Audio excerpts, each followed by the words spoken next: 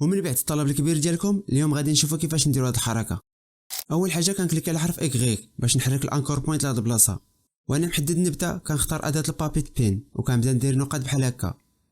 من بعد كنمشي لهاد الميش وكنفتح السهم وكنحدد هاد ديفورم، كنجيب البلاغين ديال دويك باسل كنكليكي هنا ونختار ادبونس. دابا كون نقطه درتها عطاها واحد كونترول باش نتحكم فيها. هنا كنربط نقاط مع بعضياتهم وكنبدا من الفوق، اخر وحده ما كنربطها مع والو. كنحددهم كاملين وكنكليك على حرف اغ، كندير كي فريم ونمشي 20 فريم ونزيد كي فريم اخر حتى كندير 4 ديال لي كي فريم. كنرجع لي كي فريم الاولين وكنعطيهم روتيشن بحال هكا.